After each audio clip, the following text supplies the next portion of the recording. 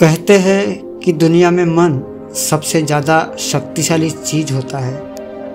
अगर किसी चीज़ को तुम पूरे मन से चाह लो तो तुम उसे हासिल कर सकते हो। यह मेरा नहीं, सभी महापुरुषों का कहना है। लेकिन अगर यह सत्य है तो हम अपने मन से चाहते हैं वह हमें हासिल क्यों नहीं होता है। कोई भी इंसान अपने मन में दुख तो नहीं चाहेगा, लेकिन वो रहता तो दुखी ही है। हर इंसान अपने मन से कामयाब होना चाहता है, वह पैसा कमाना चाहता है, लेकिन फिर भी वह कामयाब नहीं होता। भला दुनिया में ऐसा कौन इंसान होगा जो अपने मन में यह चाहेगा कि मैं नाकामयाब रहूं या मैं पैसा ना कमाऊं। सोचने की बात है। तो इसमें दो चीज़ निकल के सामने आती है। या तो वो महापुरुष गलत थे जिन्होंने यह बात बोली कि मन से चाही हुई चीज़ हासिल हो जाती है, या फिर हम गलत हैं। आज की कहानी जो आपको सुनाने जा रहा हूँ उसमें आपको एक ऐसा मंत्र मिलेगा जिससे आप यह समझ पाएंगे कि अपने मन से कोई भी चीज़ कैसे करवाई जाती है, मन में किसी भी बात का बीज कैसे बोया जाता है। दोस्तों, इस कहानी से आपको अच्छी तरह से समझ में आएगा और इससे आप यह भी समझ पाएंगे कि आकर्षण का नियम, लॉ ऑफ अट्रैक्शन, कैसे काम करता है। यह कहानी बहुत छोटी सी है लेकिन बहुत गहरी है। इससे पहले कि आप इस कहानी में खो जाए, इस चैनल को सब्सक्राइब अवश्य कर लें। तो चलिए शुरू करते हैं आज की कहानी। एक बार की बात है, एक आदमी के जीवन में सिर्फ दुख ही दुख था। जो भी काम करता उस बेचारे का काम पूरा नहीं होता। घर में आता तो घर में कलेश बना रहता था। किसी से कोई मदद मांगता तो कोई उसकी मदद नहीं करता। ऐसा लगता था कि चारों ओर से दुख का पहाड़ उसी पर टूट पड़ा है। उसे समझ नहीं आ रहा था कि वह दुखों से बाहर कैसे निकले। वह दिन रात यही सोचता रहता कि अपने दुखों से छुटकारा कैसे पाना है। इस कारण वो रात में सो भी नहीं पाता था। उसकी आंखों के नीचे बड़े बड़े काले घेरे पड़ गए थे। इस बात का प्रतीक था कि वह आदमी कितना दुखी है, कितना चिंतित है। कभी कभी तो उसके मन में आत्महत्या करने का भी ख्याल आता था, लेकिन अपने परिवार की चिंता करके वह यह कदम नहीं उठा पाता था। वह इतना दुखी हो गया था कि उसने निर्णय किया कि वह इन दुखों से छुटकारा पाकर ही रहेगा। इसके लिए चाहे उसे कितनी भी मेहनत करनी पड़े, कुछ भी करना पड़े, चाहे अंगारों पर चलना पड़े, लेकिन अब वह दुखों से छुटकारा हासिल करके ही रहेगा। ऐसे ही एक दिन उसने अपने मित्र से पूछा कि मैं अपने जीवन को कैसे सुधारूं। उसके मित्र ने उसे बताया कि तुम किसी बाबा के पास जाओ। बाबाओं के पास ऐसा मंत्र होता है जिससे सारे दुख मिट जाते हैं, जीवन खुशियों से भर जाता है और धन संपदा हासिल हो जाती है। तुम किसी और बाबा के पास जाओ जिससे तुम्हारा काम बन जाएगा। उस आदमी के मन में यह बात पूरी तरह बैठ गई कि कोई बाबा ही मेरा दुख दूर कर सकता है। अब उसे किसी भी बाबा के बारे में पता चलता तो वह भी बाबा के पास जाकर उस बाबा को अपनी सारी समस्या बताता और उससे उसका समाधान पूछता और कहता कि बाबा, मैं कुछ भी करने के लिए तैयार हूँ, लेकिन मेरी इन समस्याओं से छुटकारा दिला दीजिए। आप जो भी कहेंगे मैं करूँगा, लेकिन मेरे जीवन को सुधार दीजिए। बाबा उसे कुछ टोने टोटके बता देते थे और बदले में दान दक्षिणा ले लेते थे। टोना टोटका करने के बाद तुम्हारे घर में सुख शांति बनी रहेगी, बस इस टोटके को पूरी विधि के साथ करना। वह आदमी घर लौटकर पूरी विधि के साथ टोने टोटके करने लगा, लेकिन बहुत टोने टोटके करने के बाद भी उसके जीवन में कुछ बदलाव नहीं आया। इसके विपरीत उसका जीवन और ज़्यादा दुखी हो गया। जो भी बाबा उसे टोना टोटका देता था वह बदले में उससे दान दक्षिणा लेता था, जिससे उस कारण भी उसका धन धीरे धीरे खत्म हो जा रहा था। इससे उसके जीवन में दुख और ज़्यादा बढ़ गया। तब उसे लगा कि बाबाओं के पास जाने से तो मेरे जीवन में दुख कम होने की बजाय बढ़ते ही जा रहे हैं। तो मुझे क्या करना चाहिए? बाबाओं के पास जाऊँ या ना जाऊँ? एक आदमी ने उसे बताया कि तुम अपने घर में किसी पंडित को बुलाकर हवन करवा लो। कोई भी बुरी ऊर्जा होगी घर में तो बाहर निकल जाएगी। किसी पंडित को बुलाकर पूरे विधि विधान से मंत्र उच्चारण कराओ और हवन कराओ, जिससे घर में सुख शांति आए। उस आदमी के मन में यह बात बैठ गई और उसने एक पंडित को अपने घर बुलाकर हवन करा दिया। हवन अच्छी तरह से संपन्न हुआ और बदले में अच्छी दान दक्षिणा ली। उसके बाद पंडित वहाँ से विदा हो गया। लेकिन कुछ दिनों के बाद उस आदमी को महसूस हुआ कि उसके जीवन में और भी कोई बदलाव नहीं आया है। अब आदमी पूरी तरह से दुखी हो गया और ज़्यादा परेशान हो गया। अब तो उसे लगने लगा कि मेरे जीवन में दुख कभी खत्म होंगे ही नहीं, और यह सोचकर उस आदमी का बुरा हाल हो गया। फिर एक दिन उसे अपने मित्र से एक ऐसे बाबा के बारे में पता चला जो समाधान बताने के लिए कोई दान दक्षिणा नहीं लेते थे। उस आदमी को लगा कि यह बाबा दूसरे बाबाओं की तरह नहीं हो सकता, क्योंकि यह दान दक्षिणा तो लेता ही नहीं, और अगर दान दक्षिणा नहीं लेता तो यह सच में कोई सिद्ध बाबा होगा। और यही सोचकर बाबा के पास पहुंच जाता है। जब वह आदमी वहां पहुंचता है तो वह बाबा ध्यान में बैठे थे। यह देखकर वह आदमी वहीं पर चुपचाप होकर बैठ जाता है। बाबा के ध्यान से बाहर आने का इंतजार करने लगता है। थोड़ी देर बाद बाबा ने आंखें खोली तो सामने एक दुखी और परेशान युवक को देखा। उसकी आंखों के नीचे काले घेरे देखते ही वह समझ गए कि यह आदमी अपने जीवन से कितना परेशान है। संबोधित करते हुए बाबा ने पूछा कि बच्चा, बाबा के पास क्या लेने आए? उस आदमी ने कहा कि बाबा, मैं जीवन में बहुत परेशान हूँ।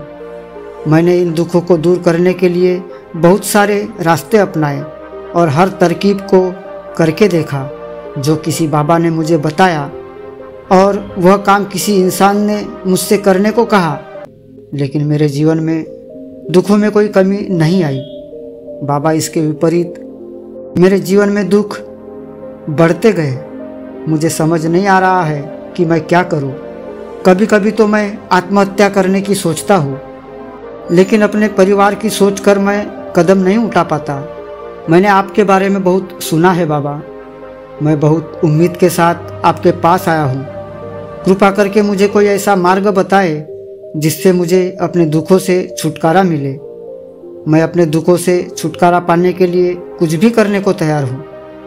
आप मुझे कोई भी रास्ता बताएं, चाहे वह रास्ता कितना भी कठिन क्यों ना हो, मैं उसको पार करके ही रहूँगा। बाबा ने महसूस किया कि आदमी तो सच में बहुत परेशान है। बाबा ने उसकी बात सुनकर कहा कि बच्चा, दुखों को दूर करने के लिए मंत्र ऐसे ही नहीं मिलते। मंत्र पाने के लिए कुछ करना पड़ता है। तुम कुछ कर सकते हो? उस आदमी ने सोचा कि यह बाबा भी मुझसे दान दक्षिणा ही मांगेंगे, लेकिन और कोई रास्ता ना पाकर उस आदमी ने हाँ किया। बाबा, मैं देने के लिए तैयार हूँ, लेकिन आपका मंत्र सच्चा होना चाहिए, वह पूरा होना चाहिए, उसका फल मुझे मिलना चाहिए। बाद में आप जो भी दान दक्षिणा लेना चाहते हो वह दे दूंगा। बाबा ने कहा कि दान तो बहुत छोटी सी चीज़ है, मुझे वो नहीं चाहिए। वह आदमी सोच विचार करके बोला, तो बाबा, मैं अंगारों पर चलने के लिए भी तैयार हूँ, आप मुझे बस आज्ञा दीजिए। बाबा ने कहा कि अंगारों पर चलने वाली छोटी चीज़ मैं तुमसे नहीं कराने वाला हूँ। मैं जो तुमसे कराने वाला हूँ वह बहुत कठिन मंत्र है, पूरा कर पाओगे? उसने कहा कि बाबा, आप मुझे बताइए तो सही, मुझे करना क्या होगा? मैं कुछ भी करने को तैयार हूँ। बाबा ने उसे कहा कि यहाँ से जब तुम अपने घर जाओ तो रास्ते में अपने मन में यह दोहराते जाना कि मैं सुखी हूँ, मैं सुखी हूँ, मैं सुखी हूँ। बार बार अपने मन में यही दोहराना। याद रहे, जुबान पर नहीं आना चाहिए, इसे सिर्फ मन में बोलना है। यह सुनकर वह आदमी बोला, बाबा बस इतनी सी बात, इसे मैं चुटकी बजाकर कर लूँगा, लेकिन इससे होगा? इस मंत्र को करके देखो। वैसे भी तुमने इतनी बाबाओं के मंत्र किए हैं, तो इस मंत्र को भी करके देखो। उस आदमी ने सोचा, बाबा दान तो ले नहीं रहे और छोटा सा मंत्र है, इसे मैं कर ही लूँगा। तो बोला, ठीक है बाबा, मैं यह मंत्र जरूर कहूँगा। आदमी वहाँ से उठकर चलने लगा, लेकिन जैसे ही वह चलने लगा, पीछे से बाबा ने बोला कि बच्चा, एक बात याद रखना, जब तुम यह मंत्र अपने मन में दोहरा रहे हो तो तुम्हारे मन में बंदर के विचार नहीं आने चाहिए, बंदर का ख्याल भी नहीं आना चाहिए, तभी यह मंत्र सिद्ध होगा। आदमी बोला, मुझे तो आज तक बंदर का कोई विचार नहीं आया, तो अब क्यों आएगा? आप चिंता मत करिए बाबा, मैं मन में यही दोहराऊंगा कि मैं सुखी हूँ, मैं सुखी हूँ। इसके अलावा बंदर का कोई विचार मेरे मन में नहीं आएगा। और आदमी वहाँ से चल दिया। वह अपने मन में मैं सुखी हूँ, मैं सुखी हूँ बोलता वह थोड़ी दूर चल रहा था कि उसके मन में अचानक बंदर का ख्याल आ गया। बंदर का ख्याल एक बार आया और चला भी गया, लेकिन उस आदमी ने सोचा कि आज तक तो मुझे बंदर का कोई विचार नहीं आया था, आज बंदर का विचार क्यों आ गया? और ऐसे ही करके उसने उस बंदर के विचार को पकड़ लिया। भूल गया कि मुझे क्या मंत्र दोहराना है। बंदर के बारे में सोचने लगा। जब थोड़ी देर के बाद फिर से होश में आया, वह फिर से अपना वही मंत्र बोलने लगा जो बाबा ने उसे बताया था, मैं सुखी हूँ, मैं सुखी हूँ। लेकिन अचानक सामने एक बंदर दिखाई दिया और यह देखकर उसके मन में फिर से बंदर का विचार आ गया और वह अपने अंदर से इन विचार को बाहर देखना चाहता था। वह चाहता था कि मेरे अंदर किसी भी तरह बंदर का विचार ना आए, तो सामने बंदर ही दिखाई दे गया। ऐसे ही जद्दोजहद करते करते वह घर पर पहुंचा और घर पर पहुंचने के बाद अपनी पत्नी को कहा, ए बंदरिया, मुझे खाने में बंदर परोसो। उसको एहसास हुआ कि उसने क्या बोला है। अपने बाल नोचने लगा, दीवारों पर सर मारने लगा कि आज तक मुझे बंदर का कोई विचार नहीं आया और आज मुझे यह क्या हो गया है कि मुझे हर जगह बंदर नजर आ रहे हैं। यही सोच सोच कर बाद में रात भर सो नहीं पाया।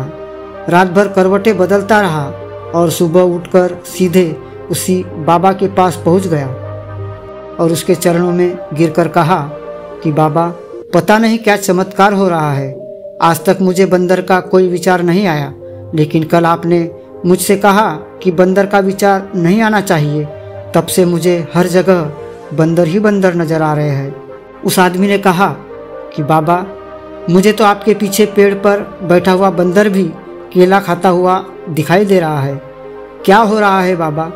बाबा हंसने लगे और बोले, बच्चा, मन का विचार एक ऐसा जाल है जिसे समझ पाना इतना आसान नहीं है। बंदर तो तुम्हारे रास्ते में पहले भी आते थे।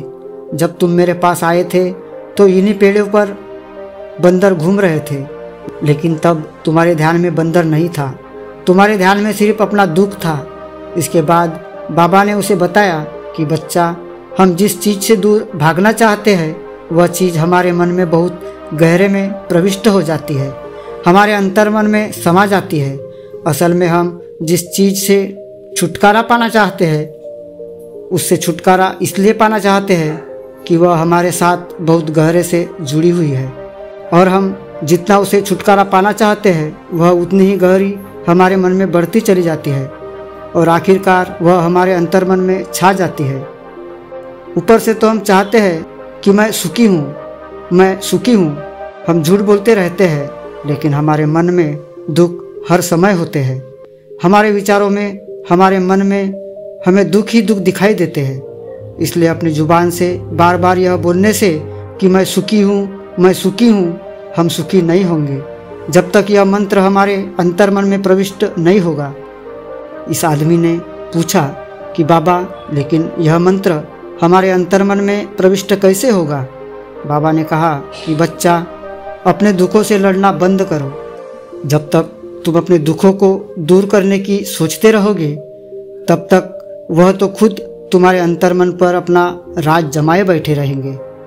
और जिस दिन तुम उन लोगों के बारे में सोचना ही छोड़ दोगे, उन लोगों से छुटकारा ही नहीं पाना चाहोगे, उसी दिन से तुम्हारी ज़िंदगी से दुख दूर हो जाएंगे, गायब हो जाएंगे।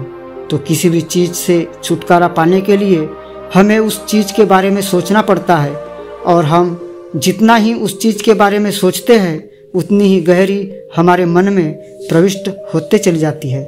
अधिकतर समय दुखों के बारे में सोचते हैं, हम ही सोचते हैं कि हमारे जीवन में दुख है और हम उससे छुटकारा कैसे पाए। इसी वजह से बार बार सोचने से वह दुख हमारे अंतर्मन में प्रविष्ट हो जाते हैं और हमें एहसास भी नहीं होता। इसलिए अगर तुम दुखों से छुटकारा पाना चाहते हो तो दुखों से छुटकारा पाने के बारे में सोचना छोड़ दो, तुम्हें दुखों से छुटकारा मिल जाएगा। ऐसा क्यों होता है कि जब भी हम किसी चीज़ को छोड़ना चाहते हैं और उसे छोड़ नहीं पाते, असल में हम उस चीज़ को बहुत ज़्यादा तवज्जो दे रहे हैं, उस चीज़ को बहुत ज़्यादा अहमियत दे रहे हैं। जब भी हम उस चीज़ को छोड़ने के बारे में सोचते हैं तो उसकी विशेषता और ज़्यादा बढ़ा देते हैं। हमारा मन उस चीज़ के बारे में जितना ज़्यादा सोचेगा, हमारा मन उतना ही उस चीज़ के पीछे ज़्यादा भागेगा। हमें उस चीज़ से लड़ना नहीं, बल्कि बिना सोचे गुजर जाना है। और अगर इस मंत्र को हम समझ लेते हैं तो हम अपने जीवन में जो भी पाना चाहते हैं उसे अपने अंतर्मन में डाल सकते हैं, और एक बार वह हमारे अंतर्मन में बैठ जाता है तो फिर सफलता पाने में कोई समस्या नहीं आती, कोई दिक्कत नहीं आती। दोस्तों, आज की कहानी आपको कैसी लगी कमेंट करके हमें ज़रूर बताएं, और कहानी अच्छी लगी हो तो वीडियो को लाइक करें, शेयर करें तथा इसी प्रकार के नए नई कहानियाँ सुनने के लिए चैनल को सब्सक्राइब अवश्य करें। तो जल्दी मिलते हैं एक नई कहानी में, तब तक के लिए आप अपना ख्याल रखिए। धन्यवाद।